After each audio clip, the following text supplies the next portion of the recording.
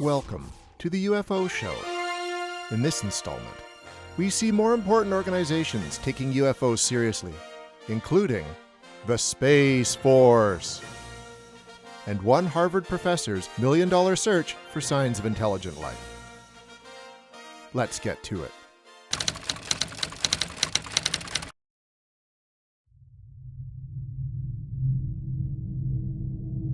On August 6, 2021, an organization containing some of the highest caliber minds in the fields of space travel held a conference to talk about UFOs and what we can do to be safe around them. No, this isn't some scene out of the X-Files. It was a very real, very structured 5-hour talk about what to do in the event you encounter a UAP if you're a pilot. With the discourse around unidentified flying objects becoming more academic every day, it's rather logical such a conference would take place. Because if you were a pilot for either a commercial airliner or the military, you would indeed have to ask yourself, what would I do if I came across one of these unpredictable vehicles? How would I ensure the safety of myself and my passengers? The American Institute of Aeronautics and Astronauts, or AIAA for short, is an organization with 30,000 members from 90 different countries. It's dedicated to gathering and publishing as much information about aerospace industry as possible, celebrating the history of sky travel while keeping up to date on all the latest developments, from the latest planes to transports meant to go beyond the stars. Their credo is to unravel the mysteries of time and space and, this is really part of their mission statement, show gravity who's boss. Hard to argue with that. So it goes that during their annual convention in early August, the serious topic of some other objects that have been showing gravity whose boss came up. A panel consisting of scientists, engineers, professors, and a former Navy pilot spoke on a variety of topics, including the history of encounters with UAPs, the possible technology being used by these objects, and the outstanding number of incidents that have been reported over the years. According to the website The Debrief, more than any specific moment that stood out was the general tone of the presentation, which was serious and lacking of any lampooning of the idea of unidentified flying objects being a threat to air travel. And while, of course, no one came right out and said, "It's aliens," there was none of the potential stigma on display that might come with a chat about what could be encounters with extraterrestrials. Ryan Graves is a former Navy pilot and someone who has evidently witnessed a UAP in real time. It was Graves who said everyone in attendance needed to assist in understanding the UAP phenomenon better, who pragmatically stated, quote, "We're flying around objects out there at hundreds of miles an hour with people's families on board. It's just a matter of time, frankly, before we have a collision. I'm surprised it hasn't happened already." Now that's a sobering thought. No, he's got a point. He also added the obvious, saying that some of these UAPs encountered appeared to be real objects, perhaps meaning that many of these sightings can't be explained away as blips on a radar or tricks played by the light. In addition, discussions were had about some of the more famous UFO encounters ever documented, including the 2004 Tic Tac video, in which a jet from the USS Nimitz captured footage of a thoroughly baffling object zipping around the sky. Reportedly, the talk revolving around this was more pragmatic in nature than fantastical, the focus being on the effects such an aircraft would have on its surrounding environment. Perhaps even more interesting was the discussion led by the Director of Research at the National Aviation Reporting Center on anomalous phenomenon on electromagnetic interference caused by UAPs on the planes that spotted them.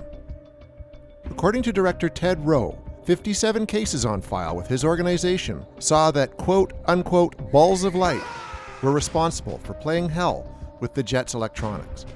A quote from Rowe to the debrief, all 57 of the cases where pilots recorded concurrent failures of onboard electrical systems, as reported during the UAP incident, described the UAPs as balls of light. If that doesn't raise some eyebrows, we said meh.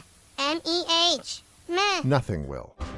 While there didn't appear to be any further major revelations to be taken away from the conference, the simple truth is that some of the best and brightest minds in the aerospace field are taking UAPs just as seriously as the rest of us. And the discussion about whether or not we should be concerned about potential encounters in the sky with them is very real and ongoing. Because after all, we want to believe. We want to see definitive proof of extraterrestrial life. But we certainly don't want any innocent civilians getting hurt in the process. Our message to any aliens listening out there, please come in peace, guys, and drive safely.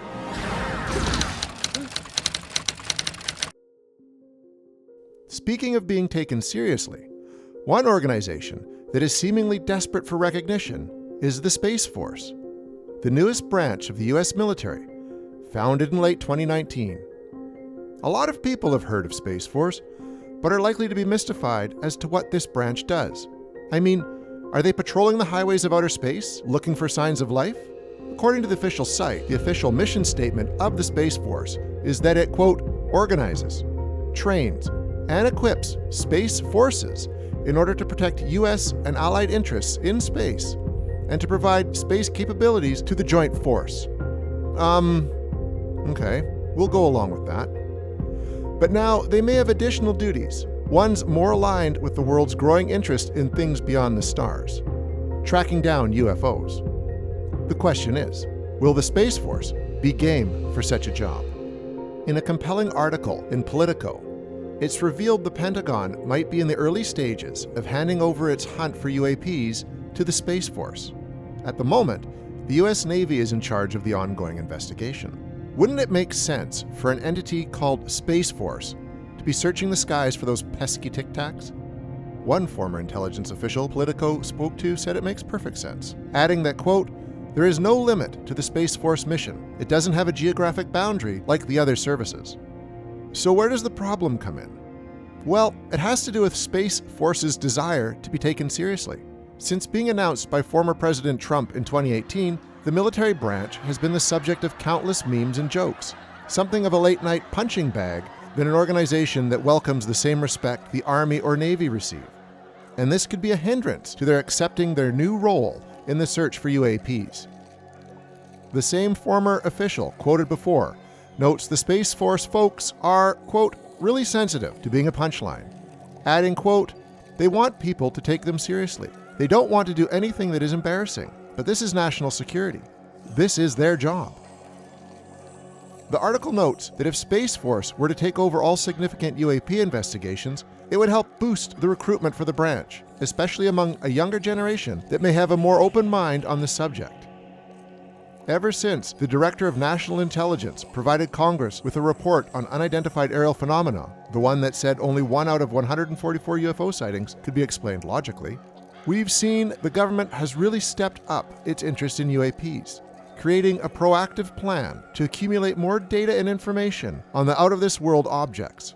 Whether or not the Space Force plays an active role in uncovering this brave new world remains to be seen. But we're rooting for you, Space Force.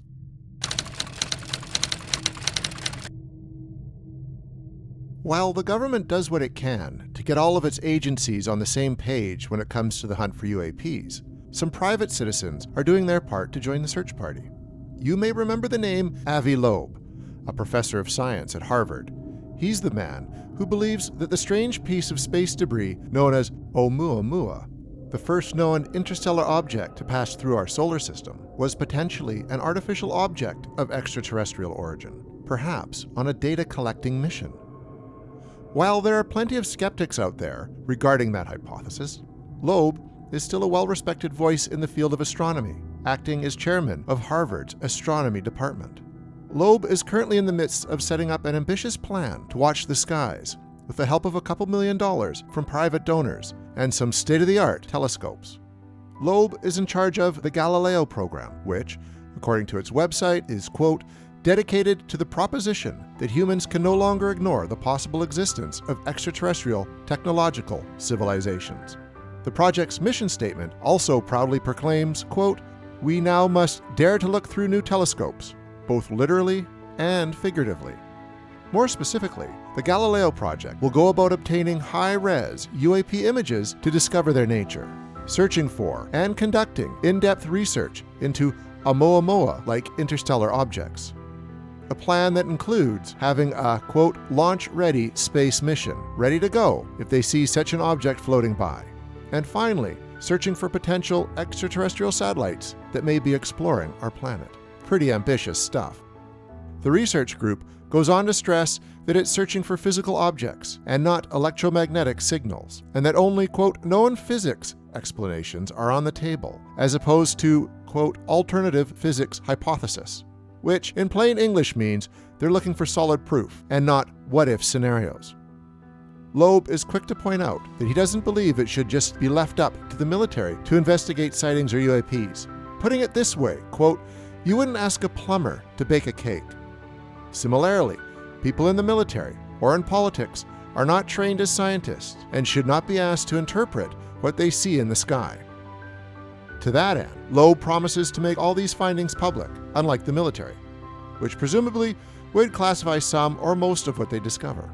Loeb and his team, which includes scientists and professors from all over, will be installing a network of telescopes around the world to watch the skies and gather this intel while filtering out objects that might be mistaken for UFOs, like drones, balloons, and birds. That seems to be just the first step for the project, though, as it gathers more participants and funding. Loeb is aware the odds are against finding anything extraordinary up there, but he still feels it's his duty, and the duty of all the scientific community at large, to take UAP seriously. Hence, why he's devoting his life to the search for intergalactic visitors. And it's not exactly the spaceships from Close Encounters that he spots up there. He's confident that something will be found, something will reveal itself. As he puts it, quote, whenever we look at the sky in a new way, we find something new. We will find something exciting, no matter what. For more on the matter, go to the Galileo Project page on Harvard University's official site. That's it for now, folks. The truth is out there, somewhere, and we're going to be keeping an eye on things for all you true believers. And if you have anything to share with us, don't hesitate to send us an email at ufoshow@joeblow.com. We're eager to hear from all our fellow UFO and outer space enthusiasts. Also, please share your thoughts on any cool extraterrestrial news you may have in the comments section. Finally, don't forget to subscribe to this channel, as we're going to be your one-stop shop for all things alien going forward. Until next month, keep watching the skies.